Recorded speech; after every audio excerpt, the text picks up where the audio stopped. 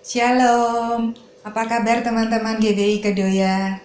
Kiranya kita semua dalam keadaan sehat dan semangat untuk beribadah online pagi ini. Yuk mari sama-sama kita awali ibadah kita dengan berdoa. Allah Bapa yang baik yang bertahta di kerajaan surga, ini kami Tuhan, datang membawa hati kami mengucap syukur untuk setiap kebaikan-Mu dalam kehidupan kami yang tiada habis-habisnya. Kami mengucap syukur untuk setiap hari baru dan setiap nafas baru yang Kau berikan kepada kami. Ini kami Tuhan memohon ampun untuk setiap dosa kesalahan kami. Kiranya Kau layakkan kami untuk masuk hadirat-Mu, memuji dan menyembah nama-Mu. Ini kami Tuhan datang membawa pergumulan kehidupan kami ke bawah kaki-Mu. Karena kami yakin kuasa-Mu jauh lebih besar dari setiap persoalan kehidupan kami. Ini kami Tuhan anak-anak-Mu yang rindu beribadah kepadamu. Kiranya Kau berkati ibadah kami dari awal, pertengahan hingga akhir. Sehingga sungguh di akhir ibadah ini kami merasakan jamahan kuasa-Mu dan disegarkan oleh firman-Mu. Di dalam nama Tuhan Yesus kami sudah berdoa dan mengucap syukur. Haleluya. Amin. Selamat beribadah teman-teman. Tuhan Yesus memberkati. Shalom jemaat yang dikasihi Tuhan. Kita bersyukur pada hari ini kita bisa ibadah kembali walaupun masih secara online, tapi saya percaya pada hari ini kita bersuka di dalam Tuhan. Amin. Mari kita naikkan pujian ini bagi Tuhan kita.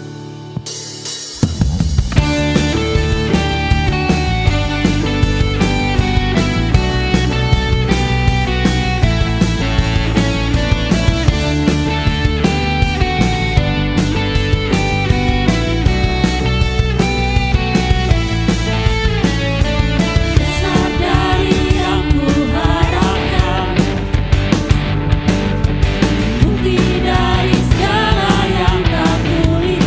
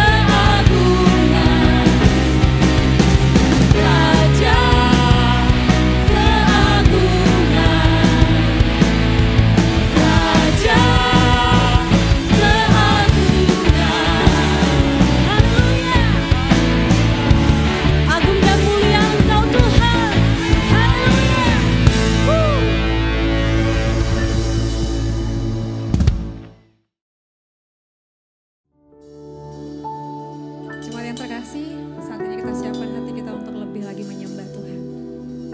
Kita bawa hati kita, penyembahan kita yang terbaik buat Tuhan. Kasih setiamu Tuhan yang tidak pernah berhenti dalam hidup kami, yang selalu mengalir, yang selalu melimpah dalam hidup kami Tuhan. Terima kasih Tuhan untuk anugerah-Mu dalam hidup kami. Dan saat ini kami datang untuk menyembah.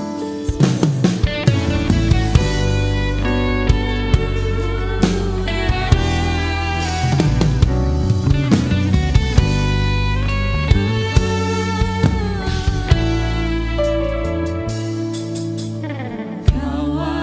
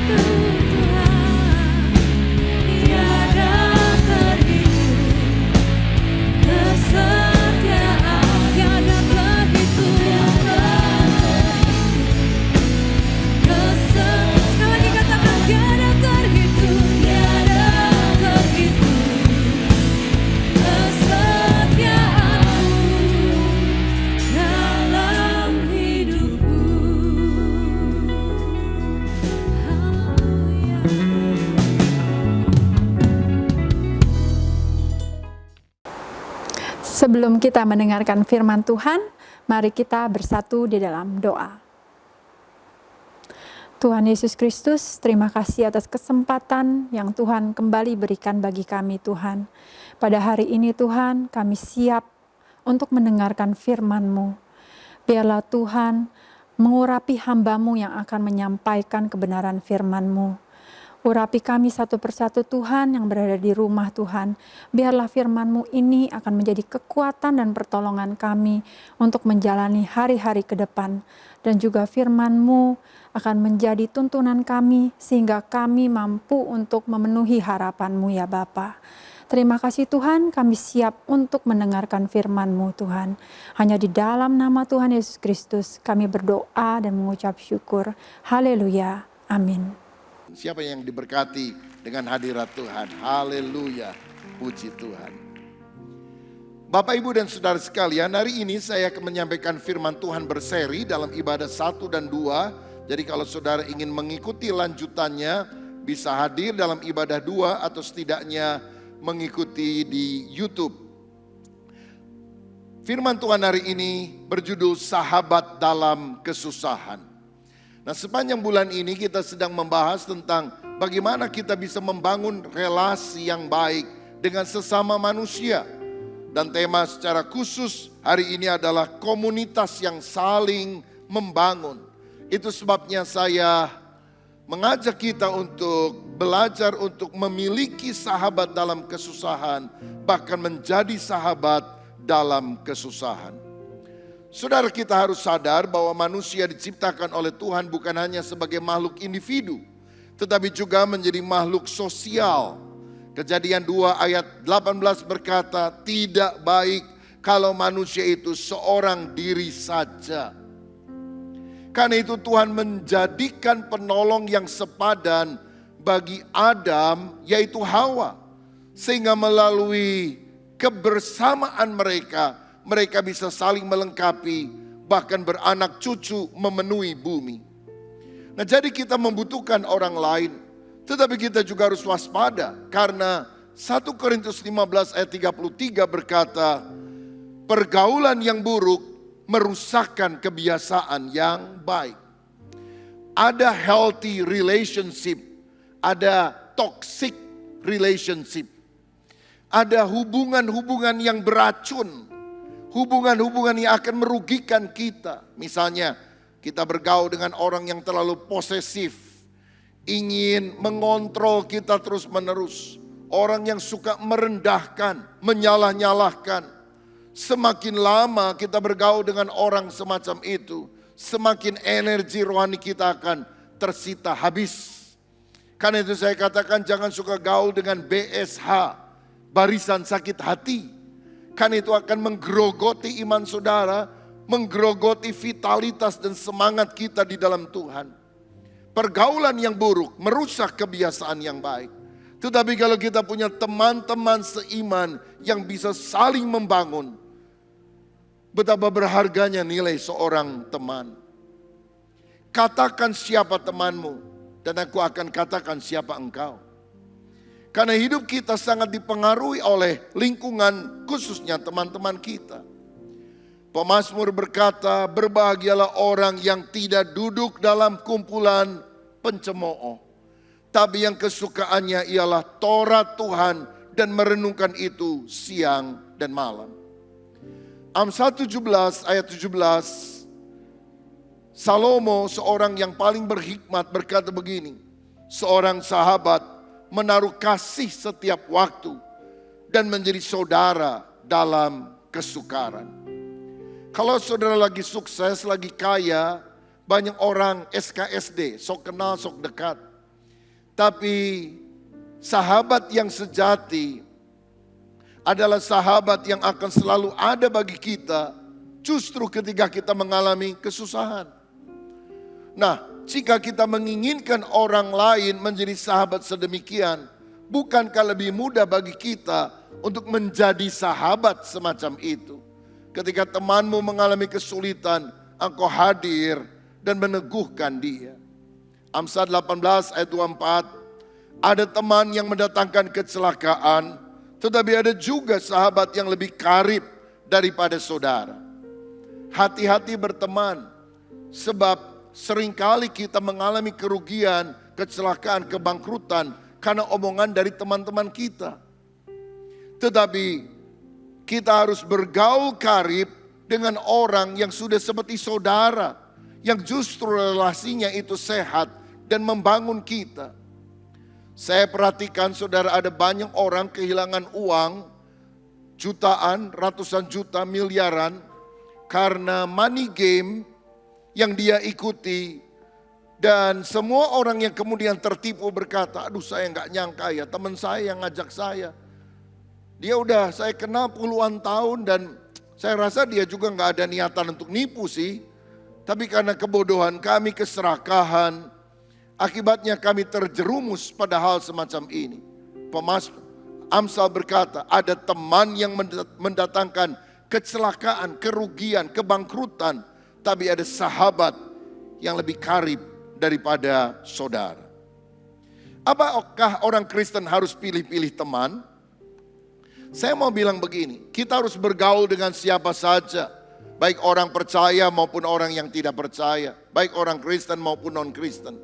Tapi kalau kita bersahabat karib, dalam arti setiap hari kita ngobrol dia, makan dengan dia, pola pikir kita dipengaruhi. Kita harus lebih selektif.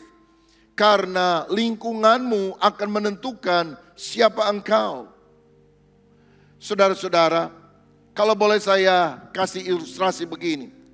Kita itu harus tahu batasan orang yang datang dalam kehidupan kita sampai sejauh mana. Kalau misalnya ada bel bunyi di rumah kita, ting tong.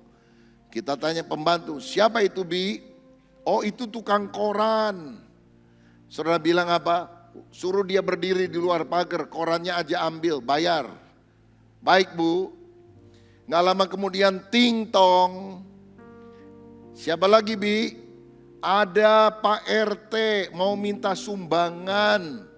Ada perayaan di lingkungan. Oh ya, suruh duduk ke ruangan tamu. Nanti saya temui dia. Gak lama kemudian ting tong. Siapa lagi Bi? Ada temen nyonya yang suka bareng-bareng kesana kemari tuh. Suka belanja bareng. Oh ya, suruh duduk di ruang keluarga. Sekalian aja deh duduk di ruangan makan. Saya ajak dia makan. Kebetulan ada pete dan jengkol.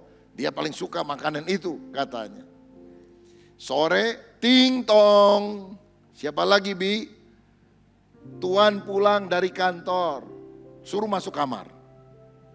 Jadi ada orang yang relasi dengan kita di luar pagar, di ruangan tamu, di ruangan makan, di kamar tidur. Kalau saudara tidak bisa membedakan relasi itu, celaka hidup kita. Ting tong, siapa Bi? Pak RT, suruh masuk kamar tidur. Bahaya saudara sekalian. Jadi kita harus bergaul dengan banyak orang, tapi kita harus menentukan dengan siapa kita bersahabat karib. Sebab seorang sahabat sejati, the friend in need is the friend indeed. Seorang sahabat sejati adalah sahabat dalam kesusahan. Nah saudara, ada orang yang mengajarkan bahwa kalau kita ingin menjadi dewasa rohani, kita harus sendirian. Kita harus memisahkan diri dari lingkungan supaya tidak tercemar. Dan kemudian kita mesti bertapa. Ada pengajaran yang mengajarkan hal semacam itu. Tapi dalam kekristenan kita tidak diajarkan untuk menyendiri apalagi dalam jangka waktu yang panjang. Kalau retreat beberapa saat it's okay lah. Sebab justru kita akan bertumbuh kalau kita berada dalam satu komunitas yang saling membangun. Itu sebabnya mengapa Yesus ketika ada di dunia, dia tidak bertapa, bersemedi, mungkin pergi ke India, ke Gunung Himalaya. Dia tidak lakukan itu. Tetapi dia mengajak 12 orang untuk menyertai dia kemana dia pergi. Dan itulah para murid yang kemudian akan melanjutkan pelayanannya. Karena para murid kemudian mengerti isi hati Yesus, pengajaran Yesus, kehidupan Yesus. Dan mereka memultiplikasikan diri mereka, hidup mereka pada orang-orang yang lain. Saudara-saudara, bukan hanya Yesus, Rasul Paulus kita kenal sebagai seorang pemikir yang luar biasa. Seorang yang sangat independen rasanya. Seorang yang berani menghadapi segala tantangan. Tapi kalau kita baca Alkitab ternyata dia punya banyak sekali teman sepelayanan. Dan yang luar biasanya ketika dia ada dalam penjara, dalam kesusahan karena pemberitaan Injil, teman-temannya tidak kabur meninggalkan dia. Teman-temannya justru mendampingi dia. Itu sebabnya kita perlu belajar mengembangkan persahabatan yang baik dan sikap tolong menolong dalam kehidupan ini. Karena kita yakin hidup kita akan lebih bahagia dan kita akan lebih panjang umur. 1000 teman terlalu sedikit, 1 musuh terlalu banyak. 1 musuh bisa membuat saudara makan tidak enak, tidur tidak nyenyak. Lagi makan tidak bisa tidur, lagi tidur tidak bisa makan. Emang benar saudara. Karena itu milikilah sahabat yang baik, sahabat yang banyak. Saya beberapa waktu lalu ada di Amerika dan saya tidak khawatir karena ketika tiba di Los Angeles ada teman yang jemput saya. Ketika saya tiba di Texas ada teman yang lain juga datang dengan mobilnya. Waktu saya tiba di New York juga ada teman yang menyambut. Ada yang beliin hotel lagi saudara sekalian, bayarin kamar hotel. Ada yang menyilahkan saya tinggal di rumahnya, ajak jalan-jalan, ajak makan. Betapa enaknya kalau kita punya banyak teman. Saya mau berkata bahwa orang lebih berharga dari barang. Kita harus mengasihi orang dan menggunakan barang. Jangan kita mengasihi barang dan menggunakan orang. Karena kita akan menjadi orang yang manipulatif. Kalau saudara jalan dengan teman-temanmu, jangan selalu ingin dibayarin makan. Pura-pura kelupaan dompet dan sebagainya. Walaupun saya pendeta dan banyak orang pikir pendeta kalau makan mesti dibayarin. Enggak, kita membiasakan diri. Kalau kita ada berkat kita traktir yang lain saudara. Kita kasih makan yang lain. Karena itulah true friendship. Kita tidak mau mengambil keuntungan dari orang lain. Tapi kita belajar jadi berkat bagi orang lain. Setelah ibadah kedua saya harus ke Jakarta karena malam ini saya terbang ke Melbourne dan kemudian setelah itu ke Sydney. Dan saya juga tidak khawatir karena sudah ada teman di sana yang minta nomor penerbangan dan mereka bilang akan jemput saya di airport. Saya bilang saya 4 orang. Pak Yanto Paulus dan Ibu akan ikut juga karena kita ada sekolah teologi di sana. Dan kita ada ujian, ada wisuda, ada kegiatan yang lain. Di Sydney juga ada pelayanan-pelayanan yang kita lakukan. Teman di Sydney sudah bilang, oke, jam berapa nanti nginep di rumah saya. Ada satu teman lain, oke, nginep di rumah. Dia gak apa-apa tapi weekend karena ada banyak pelayanan, kami pesankan hotel untuk Pak Rubin katanya. Saudara, betapa senangnya kalau kita memiliki banyak rekan yang bisa saling menguatkan. Bukan toxic relationship, tapi healthy relationship. Punya teman adalah sesuatu yang sangat berharga dalam kehidupan ini. Lebih sehat, lebih bahagia, lebih panjang umur. Setuju saudara? Nah, saya ingin ajak saudara pagi ini melihat dalam Kolose pasal 4 ayat 7-11. Paulus di dalam suratnya yang sangat teologis, biasanya pada akhirnya dia menyampaikan salam. Dan walaupun Paulus dalam tulisan-tulisannya seringkali menggunakan pertolongan seorang penulis, artinya dia yang mendiktekan, tapi kemudian ada penulis yang menjadi semacam sekretaris bagi dia. Tapi khususnya di dalam Kolose ini dia bilang, untuk salam aku tulis dengan tanganku sendiri. Karena dia merasa ingin lebih personal. Dia merasa bahwa persahabatan lebih berharga dari sekedar banyak pengetahuan yang dimiliki. Karena ketika kita punya sahabat, ada kehidupan, ada gairah, ada sukacita. Dikatakan demikian, Kolose 7 ayat 11, Kolose 4 ayat 7-11. Semua hal ihwalku akan diberitahukan kepada kamu oleh Tikhikus, saudara kita yang kekasih, hamba yang setia dan kawan pelayanan dalam Tuhan. Ia kusuruh kepadamu dengan maksud supaya kamu tahu akan hal ihwal kami dan supaya ia menghibur hatimu. Ia kusuruh bersama-sama dengan Onesimus, saudara kita yang setia dan yang kekasih, seorang dari antaramu. Mereka akan memberitahukan kepadamu segala sesuatu yang terjadi di sini. Salam kepada kamu dari Aristarkus, temanku sepenjara, dan dari Markus, kemenakan Barnabas. Tentang dia kamu telah menerima pesan, terimalah dia apabila dia datang kepadamu. Dan dari Yesus yang dinamai Justus, hanya ketiga orang ini dari antara mereka yang bersunat, yang menjadi temanku sekerja untuk kerajaan Allah, mereka itu telah menjadi penghibur bagiku. Paulus seringkali menulis bahasan teologis yang sangat luas dan dalam. Tapi mengapa kemudian dia juga menyebut nama-nama? Di sini ada 5 nama, nanti ibadah kedua dan 5 nama lain. Yang mungkin tidak ada kaitannya dengan kita. Kita nggak kenal siapa itu Tikikus. Kalau Tikus kita tahu. Tikikus siapa itu? Kita juga nggak kenal dengan Aristarkus, Justus. Apa perlunya dia menyebutkan hal tersebut? Bukankah doktrin-doktrin pengajaran-pengajaran saja yang dia perlu sampaikan kepada jemaat, dan itu masuk ke dalam bagian surat di dalam Alkitab dan menjadi firman Allah.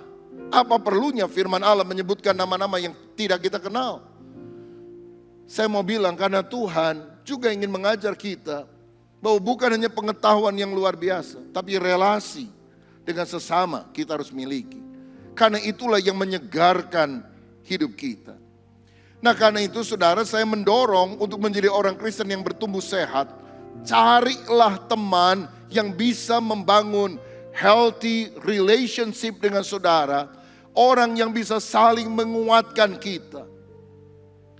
Saya pernah membeli buku komputer, lalu kemudian mulai membuka halaman 1, 2, 3 dan selanjutnya untuk belajar bagaimana membuat PowerPoint, bagaimana menulis words dan sebagainya. Tapi rasanya sulit sekali walaupun buku panduannya ada dan tebal. Sampai satu kali saya minta seorang pemuda jemaat kita dan saya bilang, bisa nggak kasih waktu buat saya? Tolong ajarin saya gimana kalau bikin PowerPoint. Lalu dia bilang gini. Dalam waktu relatif singkat saya bisa mengerjakannya, saudara sekalian. Jadi kalau PowerPoint khotbah kebiasaan saya yang membuat sendiri. Saya tidak minta orang lain membuatnya. Lalu saya pikir, kenapa ya? Saya dulu beli buku tapi susah sekali. Tapi kalau diajarin sama orang kok lebih gampang. Saya mau bilang, kita bukan hanya membutuhkan bahan, pengetahuan yang luar biasa. Kita membutuhkan friend, teman, orang yang bisa kasih tahu kita. Walaupun buku petunjuk apapun itu banyak sekarang, walaupun saudara bisa googling tentang apapun juga, tetapi kita akan lebih termotivasi untuk melakukan sesuatu ketika seorang teman memberitahukan hal itu kepada saudara. Benar kan saudara? Karena itu, carilah teman-teman yang bisa membangun. Dan saya mau bilang, mencari teman semacam itu sulit. Yang lebih mudah adalah menjadi teman semacam itu. Jangan cari pasangan yang cocok, jadilah pasangan yang cocok. Berarti kita yang harus mengupayakan diri untuk mentaati apa yang diajarkan oleh firman. Yang pertama tadi, nama teman Paulus adalah Tikikus. Nanti kita akan belajar apa sih karakter atau sifat atau hal baik yang kita bisa adopsi dalam kehidupan ini. Tikikus itu artinya beruntung atau Mister Untung. Ya di Indonesia kan banyak yang namanya untung juga. Ya, mau apapun juga terjadi selalu ada untung, saudara. Nah asalnya adalah dari kota Efesus. Tikikus adalah orang yang membawa persembahan untuk jemaat Yerusalem. Bukan dia yang punya uang yang banyak, tapi Paulus mendorong jemaat-jemaat non-Yahudi untuk memberi dukungan kepada jemaat Yahudi karena mereka mengalami kelaparan, kemiskinan, dan yang menjadi utusan untuk membawa persembahan itu adalah Tikikus. Dan Tikikus adalah utusan Paulus untuk mengunjungi beberapa jemaat yang ada karena Paulus nggak bisa selalu pergi kemana-mana, tetapi dia mengutus Tikikus untuk menceritakan pengajaran-pengajaran Paulus. Berarti Tikhikus harus belajar pola pikir hati Paulus dan dia bisa menjelaskan kepada orang lain. Bahkan ketika ada seorang yang bernama Onesimus yang dimenangkan oleh Paulus dalam penjara Roma dan kemudian dia disuruh untuk kembali ke Kolose karena tuannya Filemon pernah dirugikan oleh Onesimus. Dia pernah nyolong, pernah nyuri. Maka Paulus menulis surat Filemon. Dan supaya lebih mantap, bukan hanya baca surat, Paulus menyertakan Tikhikus dan berpesan, tolong jelaskan agar Filemon menerima Onesimus kembali bukan sebagai budak, tapi sebagai saudara seiman. Berarti Tikhikus adalah orang yang bisa memotivasi orang lain. Tikhikus adalah orang yang bisa dipercaya oleh Paulus. Kalau dia ada di jemaat-jemaat, dia membacakan surat Paulus kepada seluruh jemaat yang hadir. Dan mendorong, menyemangati jemaat untuk taat kepada firman. Saudara perlu tahu pada zaman itu belum ada Alkitab. Sehingga tulisan para rasul, misalnya Paulus, merupakan tulisan sirkuler. Ditulis dengan tangan, belum ada fotokopi, belum ada percetakan. Lalu dibawa oleh seseorang dari gulungan papirus yang ada.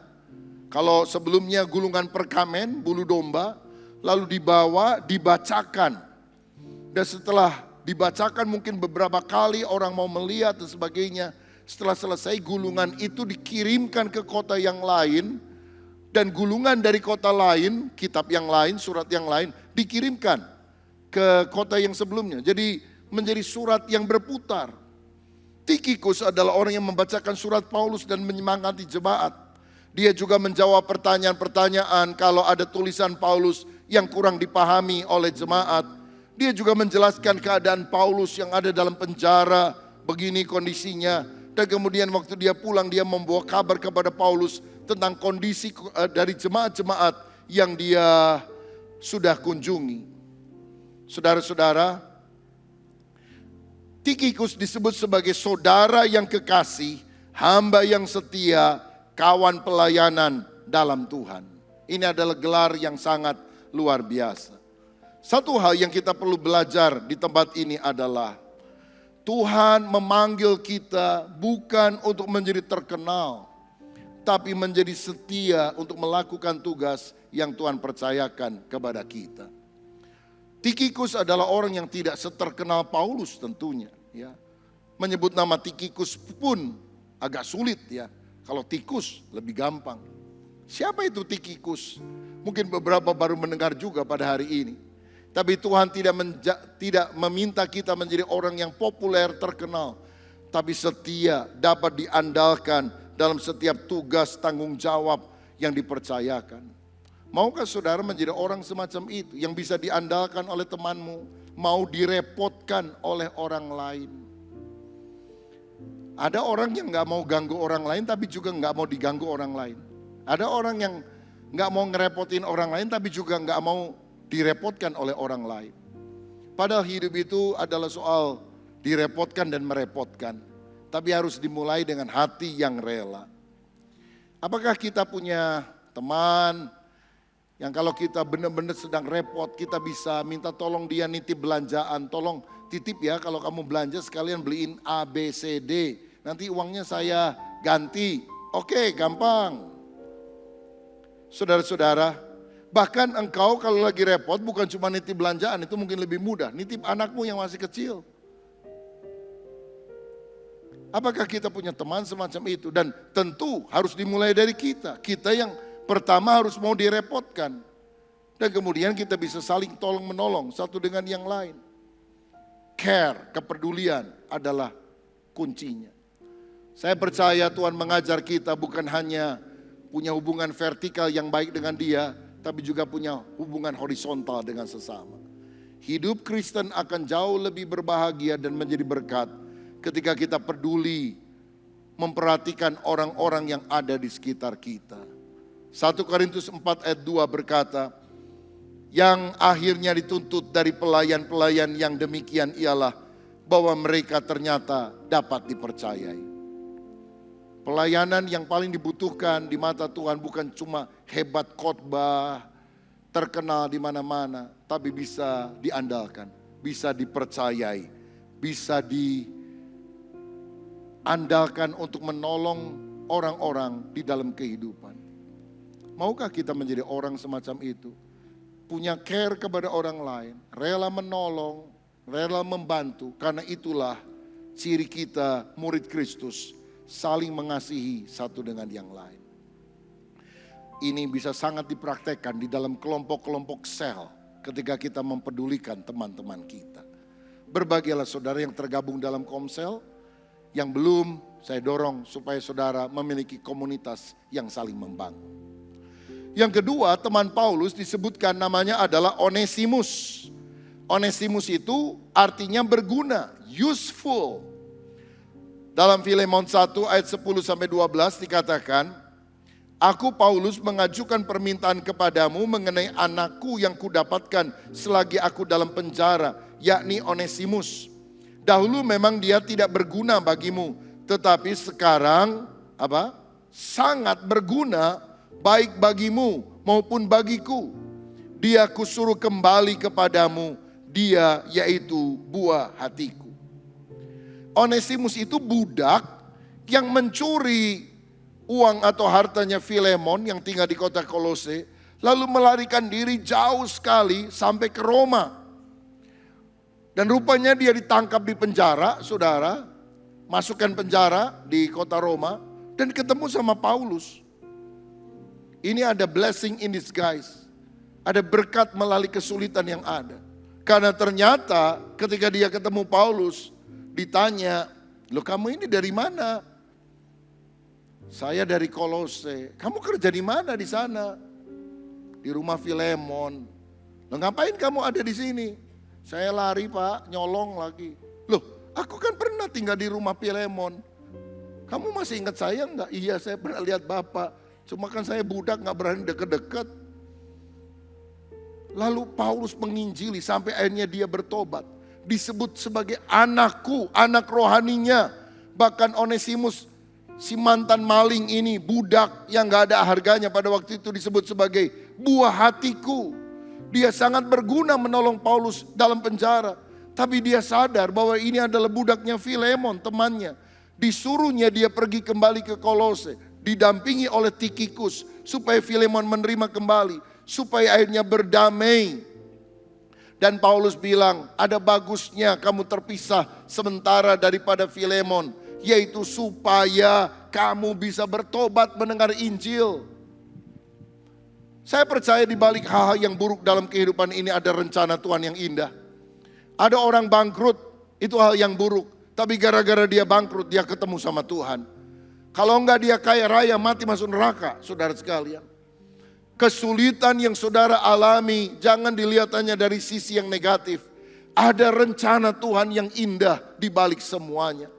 Kalau Onesimus tidak pernah ditangkap masuk dalam penjara, dia enggak pernah bertobat. Dia enggak pernah dengar Injil daripada Paulus. Tapi karena dia ditangkap, dia mendengar Injil. Selalu lihat ada rencana Tuhan yang baik di balik masalah-masalah yang saudara alami. Tujuan Tuhan bukan membuat kita lebih nikmat, tapi menjadikan kita menjadi orang yang makin berkenan kepada Tuhan. Dan Tuhan akan izinkan cara apapun terjadi dalam hidup saudara, supaya akhirnya kita menjadi lebih serupa seperti Kristus, lebih taat pada kehendak Tuhan. Dalam ayat 15-17 Paulus berkata, sebab mungkin karena itulah dia dipisahkan sejenak daripadamu, supaya engkau dapat menerimanya untuk selama-lamanya. Bukan lagi sebagai hamba, melainkan lebih daripada hamba, yaitu sebagai saudara yang kekasih. Bagiku sudah demikian, apalagi bagimu, baik secara manusia maupun di dalam Tuhan. Kalau engkau menganggap aku temanmu seiman, terimalah dia seperti aku sendiri.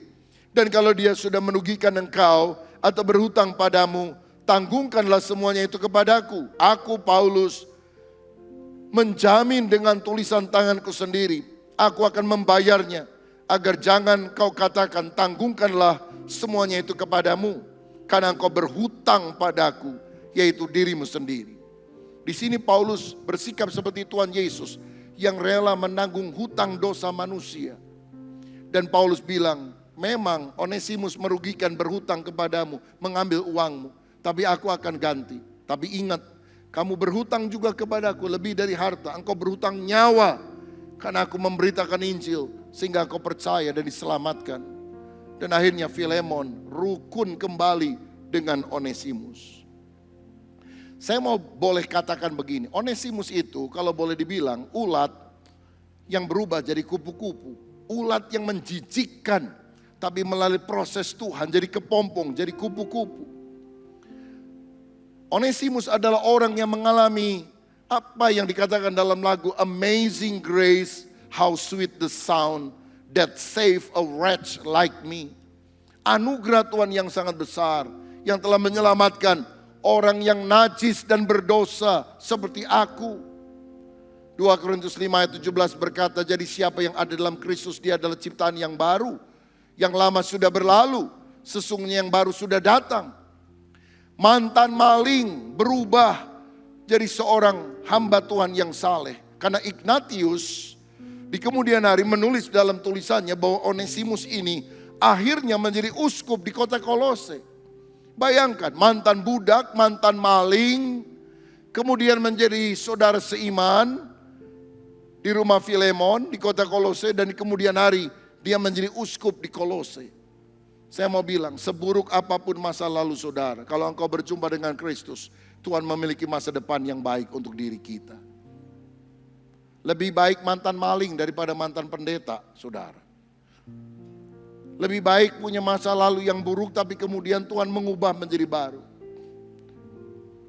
Walaupun engkau pernah mengalami hal-hal yang buruk di waktu yang lalu, jangan engkau minder, karena Tuhan tidak selalu korek masa lalu. Dia punya rencana yang indah bagi kita di masa yang akan datang. Karena itu jadilah orang yang diubahkan oleh Tuhan dan bantulah orang lain juga untuk berubah. Milikilah teman-teman yang hidupnya sudah dirubah oleh Kristus. Dan biarlah hidup saudara juga menjadi orang yang dirubah oleh kuasa salib Kristus. Sehingga kita menolong orang lain juga untuk berubah dalam kehidupan ini. Jangan sama seperti dulu.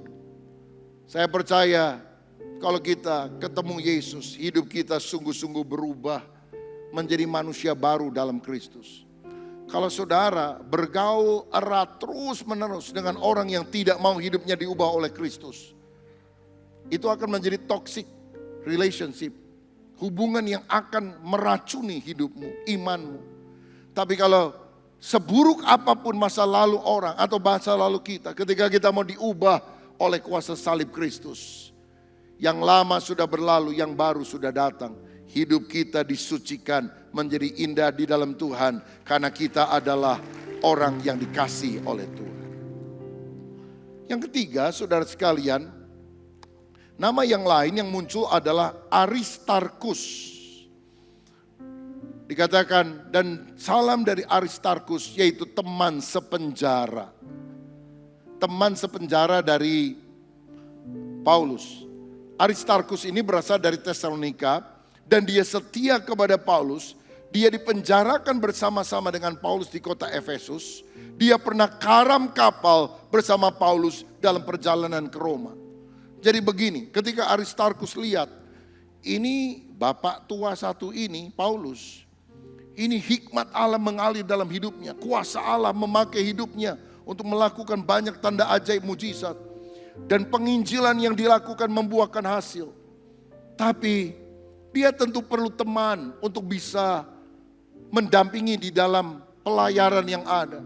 Dan Aristarkus mengikatkan diri kepada Paulus. Kemanapun Paulus pergi, dia mendampingi. Angkat tasnya, bereskan mungkin jubahnya. Dan lakukan hal-hal sederhana dalam kehidupan supaya Paulus bisa melayani dengan lebih baik. Saudara-saudara, dia kemudian yang luar biasa ketika Paulus di penjara. Dia bilang, saya juga Kristen, saya juga memberitakan ini sama Paulus. Saya penjara aja sekalian sama Paulus. Dia nggak lari ketika Paulus ditangkap. Karena dia pikir kasihan kalau Paulus dalam penjara sendirian. Biar aku di penjara bareng-bareng supaya aku bisa dampingi dan tolong dia. Wah, susah punya teman seperti ini. Rela membela kawan, rela melayani. Saudara-saudara, kita nggak terlalu mengenal dia sebagai pengkhotbah yang dahsyat luar biasa, penulis kitab dalam Alkitab. Tapi dia seorang di belakang layar yang mendampingi seorang pelayanan hamba Tuhan, sehingga pelayanan hamba Tuhan itu menjadi maksimal. Paulus menyebut dia temanku sepenjara. Saya teringat ada seorang di Amerika namanya Chuck Colson. Dia pernah dimasukkan dalam penjara karena skandal Watergate yang pernah menggoncangkan Amerika dari presiden, siapa waktu itu ya? Dari presiden Amerika yang lalu, saudara sekalian, Nixon ya, Presiden Nixon. Dan kemudian Chuck Colson juga masuk dalam penjara, tapi di penjara itulah dia sadar bahwa orang-orang sangat membutuhkan penghiburan dari orang lain. Dia lihat banyak orang di penjara, jarang sekali dikunjungi oleh keluarganya, orang tidak peduli. Dan bahkan orang bertambah jahat di sana. Dia kemudian memulai apa yang namanya prison fellowship, persekutuan penjara. Jadi kemudian setelah dia keluar, dia bertobat, dia berubah, dia balik lagi ke penjara untuk melayani orang-orang dalam penjara. Dan prison fellowship ini sekarang sudah tersebar ke ratusan negara di dunia. Hampir seluruh dunia punya pelayanan ke dalam penjara. Karena ayat yang mengubah hidupnya, dia baca Aristarkus adalah teman sepenjara bersama dengan Paulus.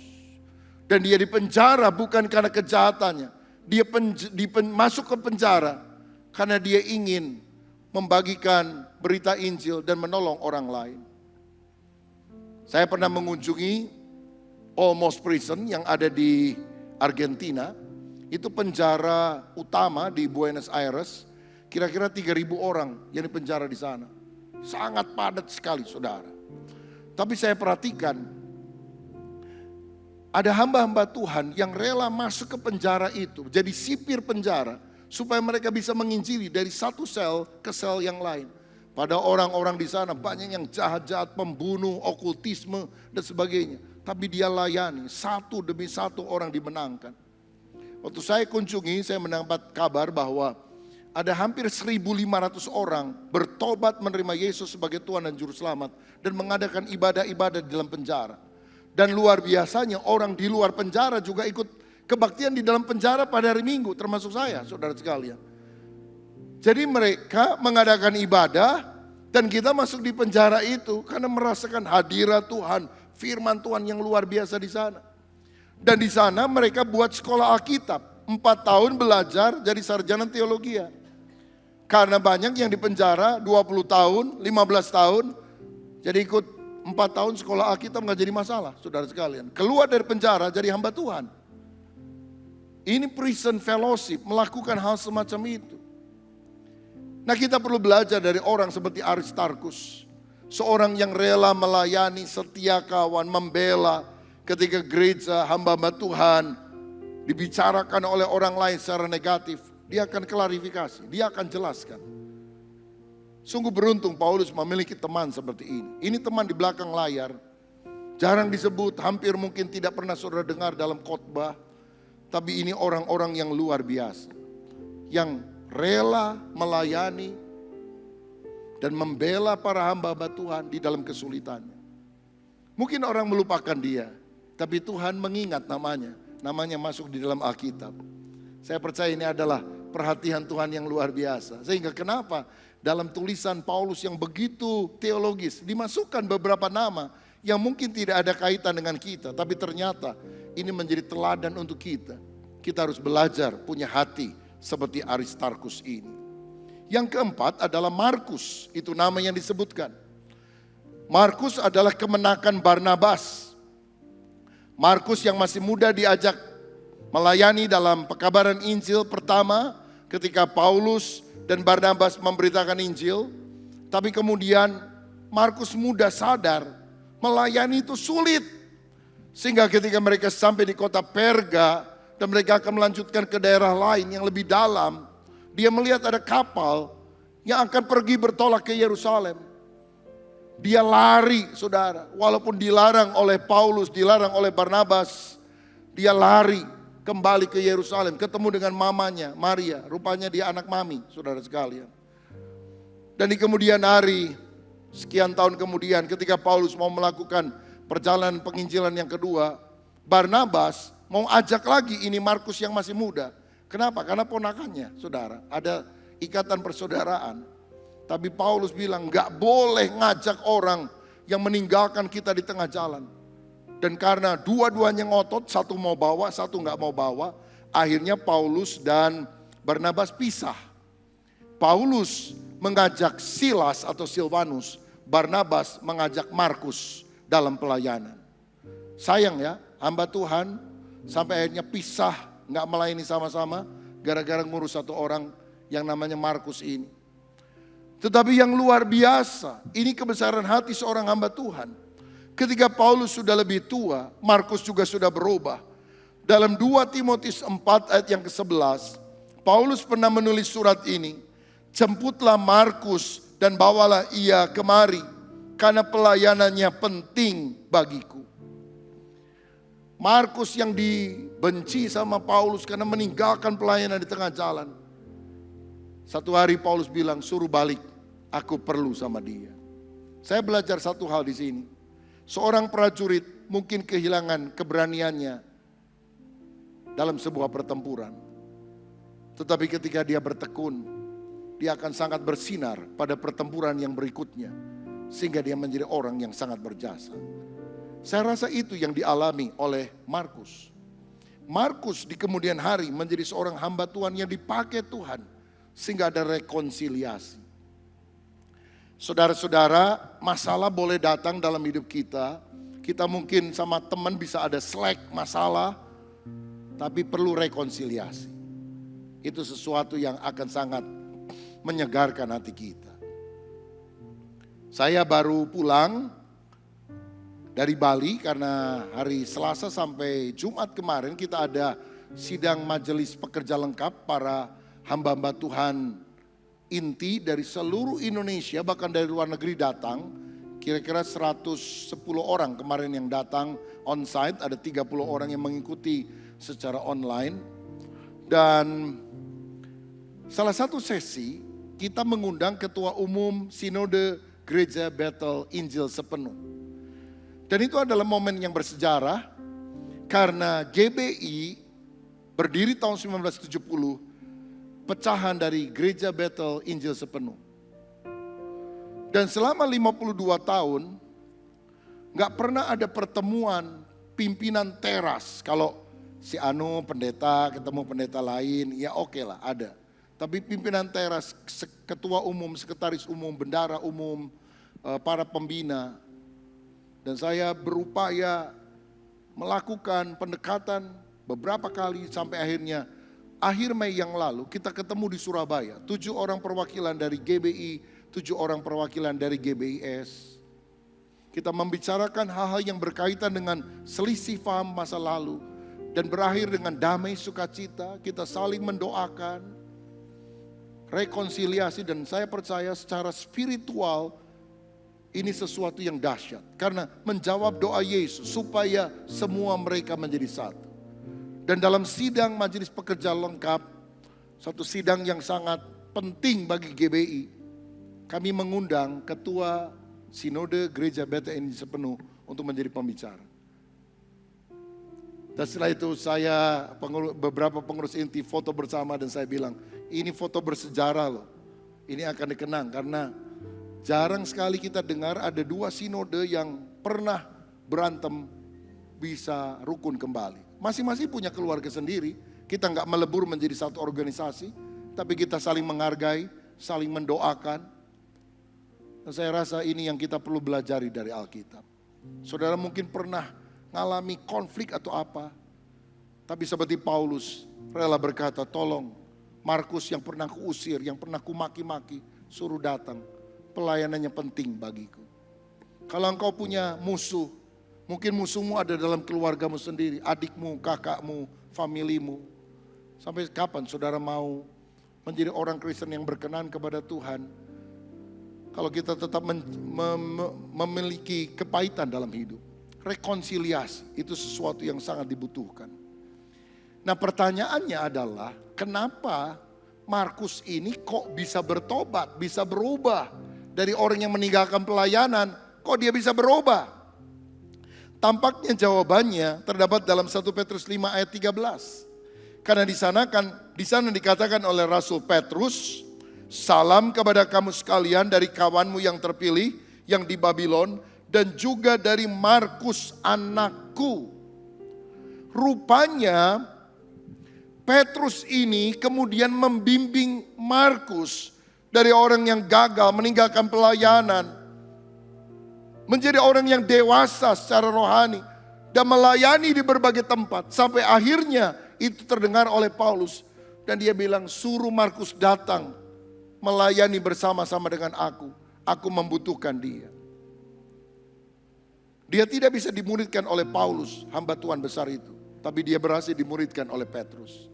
Saya belajar satu hal ini. Setiap orang bisa dimotivasi, tapi belum tentu oleh orang yang sama. Ada teman, ada saudara yang mungkin saudara mengajak teman ke gereja, gak pernah mau. Dan ketika ada orang lain mau mengajak, percuma lah, saya udah 10 kali ke rumahnya. Gak mau dia mah, keras kepala. Mungkin udah diciptakan untuk masuk neraka kali. Jangan pernah ngomong begitu, karena setiap orang bisa dimotivasi, tapi belum tentu oleh orang yang sama. Saudara punya anak, engkau nasihati, marahi, dia gak berubah. Percuma lah, udah. Sakarapnya, terserahlah mau masuk neraka atau apa. Jangan pernah berkata begitu, karena mungkin saudara tidak berhasil bicara kepada dia. Hamba Tuhan pendeta gak berhasil bicara sama dia. Tapi kalau engkau berdoa, mungkin salah satu papa dari temennya ngomong dan dia berubah, saudara. Mungkin yang kita omong sama seperti apa yang dia omong, tapi berubah. Paulus gak kurang hebat apa, gak bisa merubah Markus. Petrus dipakai Tuhan untuk merubah. Karena apa? Dikasihi. Sampai dikatakan Markus itu anak saya. Bukan cuma murid saya, dia adalah anak saya. Dan Markus adalah orang yang menggunakan kesempatan kedua. Orang boleh gagal, orang bisa jatuh, tapi selalu sediakan ruang untuk second chance, untuk kesempatan orang berubah.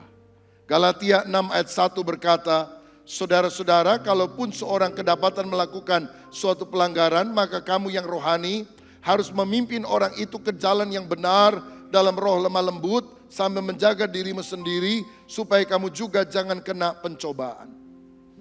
Dan apa hasilnya? Markus inilah yang menulis Injil Markus. Kalau dia kecewa, kepahitan sama Paulus dan tidak ada orang yang mendukung dia seperti Barnabas dan kemudian seperti Petrus yang membimbing dia sampai dewasa rohani, kita nggak akan punya Injil Markus, saudara sekalian. Kita akan kehilangan Injil yang sangat berharga. Beberapa penafsir berkata, Injil yang pertama kali ditulis, yang paling singkat adalah Injil Markus. Kita bersyukur karena ada orang seperti Barnabas dan Petrus yang memberikan second chance untuk orang berubah. Kesempatan kedua, sehingga dia menjadi seorang penulis Alkitab. Saya mau bilang saudara boleh gagal, tapi bangkitlah dari kegagalan itu. Kembali kepada Tuhan, hidupmu akan dipakai jadi berkat. Bahkan lebih besar dari yang engkau bayangkan sebelumnya. Tuhan akan pakai saudara ketika orang berubah, bertobat, dan memberikan hidup bagi Yesus. Simon Petrus pernah menyangkal Tuhan 3 kali. Gak layak disebut murid Yesus. Tapi kemudian Yesus memberikan kesempatan kedua. Simon, apakah engkau mengasihi aku? Ya Tuhan, gembalakanlah domba-dombaku. Siapa yang berkhotbah pada hari Pentakosta dan 3.000 orang bertobat, gereja berdiri? Simon Petrus, orang yang pernah gagal. Sejauh apapun kegagalanmu dalam berbagai area, ada Tuhan di sini. Matanya tidak selalu menghukum saudara. Tangannya selalu terbuka dan berkata, kembalilah anakku. Seperti anak yang terhilang, larilah kepada Bapa. Ada pengampunan yang Tuhan berikan, ada pemulihan, ada pemakaian Tuhan yang luar biasa yang Tuhan akan kerjakan melalui kehidupan saudara. Dan yang terakhir, nama teman dari Paulus dalam penjara adalah Justus.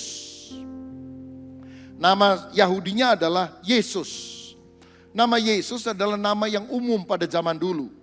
Yesus atau Yesua, saudara, itu sama. Yehova Hosea, Allah itu penyelamat. Nama itu nama umum, tapi setelah Yesus bangkit naik ke sorga, kelihatannya orang agak lambat laun, agak jarang menggunakan nama Yesus. Karena mereka merasa hidup mereka tidak identik dengan Yesus yang begitu suci dan sempurna. Tapi zaman itu saudara, masih ada orang yang namanya, masih banyak orang yang namanya Yesus. Dan dia digelari sebagai Yustus. Supaya waktu ngomong Yesus nggak dihubungkan dengan dia. Tapi waktu ngomong Yesus, orang tahu yang dimaksudkan adalah Yesus Kristus, begitu. Yustus itu artinya benar. Dia adalah teman yang membawa kita pada jalan yang benar. Jangan berteman dengan orang yang membawa saudara pada jalan yang sesat. Ketiga orang ini, Aristarkus, Markus, Justus, adalah orang bersunat, orang Yahudi, yang menjadi teman sekerja untuk kerajaan Allah dan menjadi penghibur bagiku. Saudara, ini ayat tadi ya, dikatakan di dalam Kolose pasal yang keempat tadi, ayat yang ke-11. Dan dari Yesus yang dinamai Justus, hanya ketiga orang ini dari antara mereka yang bersunat, yang menjadi temanku sekerja untuk kerajaan Allah, mereka ini telah menjadi penghibur bagiku. Justus dan dua temannya yang lain disebut sebagai penghibur, orang yang memberikan penghiburan bagi Paulus ketika dalam penjara. Kata Yunani yang digunakan untuk penghibur adalah paragoria. Dan paragoria itu adalah istilah medis untuk obat penenang. Jadi kalau orang gelisah dikasih obat penenang sehingga dia menjadi rileks, menjadi tenang. Paulus bilang, Justus seperti obat yang menenangkan hatiku, menenteramkan kegelisahan hidupku. Karena dia selalu memberikan penghiburan. 1 Tesalonika 5 ayat 11 berkata, karena itu nasihatilah seorang akan yang lain, dan yang saling membangunlah kamu seperti yang memang kamu lakukan. Saudara-saudara, Justus adalah orang yang selalu menguatkan temannya ketika temannya berkecil hati. Jangan dipikir bahwa Paulus adalah orang yang tidak pernah sekalipun mengalami kegoncangan hati karena dia seorang hamba Tuhan yang super. Pendeta juga manusia, saudara. Kadang-kadang bisa lemah, kadang-kadang rasa sendiri. Dan dia membutuhkan penghiburan. Ingat ketika Yesus ada di Taman Getsemani, dia bilang hatiku sangat sedih, seperti mau mati rasanya. Tinggallah berjaga-jaga dengan aku 1 jam saja.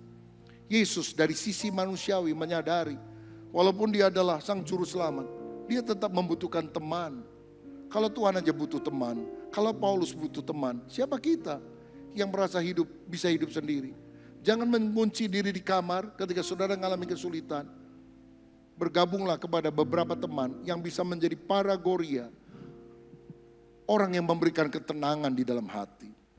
Kalau ada orang yang berkecil hati, saudara mesti bangkit, menasehati, menguatkan mereka. Jadilah encourager, orang yang memberi semangat kepada orang-orang lain. Tahukah saudara, karena pandemi ini diberitakan bahwa hampir 1 miliar manusia mengalami sakit mental. Mereka mengalami masalah dalam masalah kesehatan mental. Sehingga orang-orang bisa meledak begitu dan melakukan tindakan yang gak masuk akal. Bisa bunuh orang dengan kejam dan sebagainya. Padahal gak mungkin itu. Kalau dinalar mana bisa sih seperti itu. Karena apa? Pressure, tekanan yang luar biasa. Dan dibutuhkan hari-hari ini seorang encourager. Kalau engkau ketemu orang, jangan kecilkan hatinya, semangati dia, kuatkan dia, hiburkan hatinya. Banyak orang-orang di sekitar kita yang membutuhkan hal tersebut. Mungkin suamimu, mungkin istrimu, mungkin orang lain. Betapa bahagianya kalau kita punya hubungan yang baik dengan Tuhan dan hubungan yang baik juga dengan sesama. Ini doa saya supaya kita makin hari makin memperluas sikap hati kita. Sehingga kita bisa memperoleh teman-teman dalam kesusahan. Tapi yang terutama menjadi sahabat dalam kesulitan orang lain. Karena dengan demikian kita tampil mewakili Kristus bagi orang-orang yang membutuhkan, dan kasih Tuhan akan menjamah orang yang ada di sekitar kita. Siapa yang rindu dipakai Tuhan untuk menjadi berkat bagi orang lain? Berikan kemuliaan untuk Tuhan.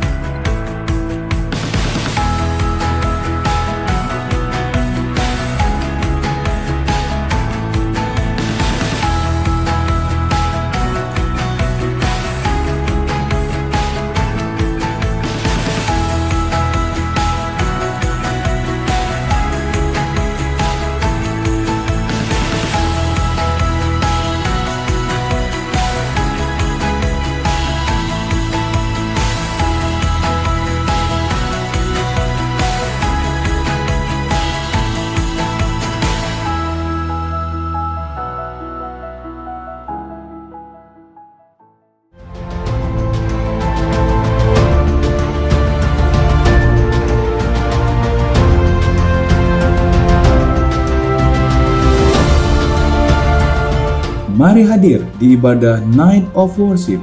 Rasakan dan alami hadirat Tuhan bersama-sama.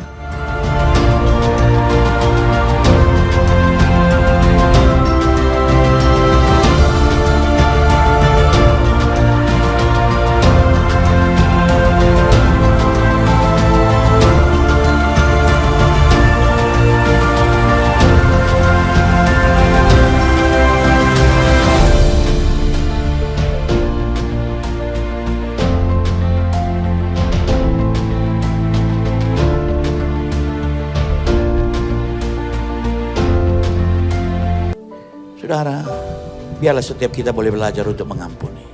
Tuhan Yesus yang disalib, yang dilukai begitu saja. Bapa, ampuni mereka, karena mereka tidak tahu apa yang mereka perbuat. Biarlah pagi hari ini, pintu pengampunan, pintu penerimaan itu boleh terjadi. Sehingga Tuhan boleh mengubah hidupmu. Tuhan boleh memakai engkau dengan heran dan luar biasa. Ibadah Night of Worship berikutnya akan diadakan pada hari Kamis 14 September 2023 pukul 7.30 malam dengan pembicara Pendeta Irwan Wijaya. Mari ajak keluarga, teman, dan yang lainnya agar sama-sama diberkati melalui ibadah ini.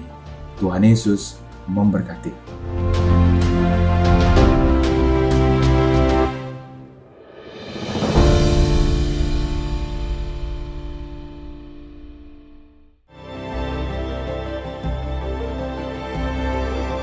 Shalom saudaraku, sebagai orang percaya penting sekali bagi kita untuk mengelola kesehatan pikiran. Marcus Aurelius, seorang kaisar Roma, pernah berkata, kebahagiaan ditentukan oleh kualitas pikiran kita. Amsal 23 ayat 7 berkata, as a man think in his heart, so is he. Artinya kita akan menjadi seperti apa yang kita pikirkan. Ayub pernah memikirkan perkara-perkara buruk dan akhirnya itulah yang dia alami. Dia pernah berkata dalam Ayub 3 ayat 25, karena yang kutakutkan itulah yang menimpa aku, dan yang kucemaskan itulah yang mendatangi aku. Karena itu jangan kita berpikir negatif, kita harus membuang segala kekhawatiran, ketakutan, karena percaya Tuhan turut bekerja di dalam segala hal untuk mendatangkan kebaikan. Filipi 4 ayat 8 berkata, jadi akhirnya saudara-saudara, semua yang benar, semua yang mulia, semua yang adil, semua yang suci, semua yang manis, semua yang sedap didengar, semua yang disebut kebajikan dan patut dipuji, pikirkanlah semuanya itu. Dan bagaimana kita bisa memiliki pikiran yang baik, yang benar, yang sehat? Pikirkan firman, baca firman, dengar firman. Karena kalau kita membaca firman, kita tahu Tuhan berbicara, kamu adalah anakku, aku mengasihi engkau, engkau berharga di mataku, engkau mulia, engkau adalah biji mataku. Sehingga di dalam segala tantangan, kita akan memiliki iman yang teguh. Karena pikiran kita juga dijaga dan diselaraskan sesuai dengan firman. Tuhan Yesus memberkati.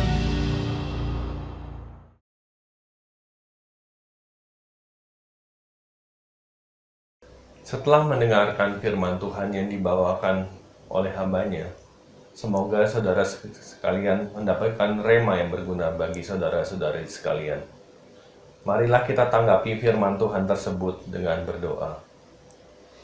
Tuhan, kami berdoa semoga firman yang telah disampaikan menguatkan kami. Kami rindu ya Tuhan, agar pandemi ini segera berakhir dan vaksin yang dijalankan pemerintah dapat bergulir dengan cepat. Tuhan, pulihkan bangsa kami dan berikan damai sejahtera dan luputkan bangsa kami dari segala bencana. Kiranya Tuhan melindungi para gembala gereja kami, mulai dari Pak Rubin, Pak Julius, Pak Suryanta, dan segenap pekerja dan jemaat gereja kami. Terima kasih Tuhan Yesus, terima kasih. Semua doa dan permohonan ini kami panjatkan di dalam satu nama Tuhan kami Yesus Kristus. Amin. Saudara, saya percaya kita semua diberkati dengan ibadah online kita pada hari ini. Angkat tanganmu, angkat hatimu, dan terimalah berkat Tuhan. Biar berkat daripada Allah Bapa, kasih daripada Tuhan Yesus Kristus, persekutuan dan penghiburan dari Roh yang Kudus, biar itu tinggal di dalam hidup saudara dan saya. Sehingga setiap di antara kita boleh mewarnai hidup ini dengan terus berpegang kepada Tuhan dan firman-Nya, supaya kebenarannya menerangi kehidupan kita semua dari saat ini bahkan sampai selama-lamanya. Yang percaya bersama-sama kita katakan amin. Tuhan memberkati. Salam sehati.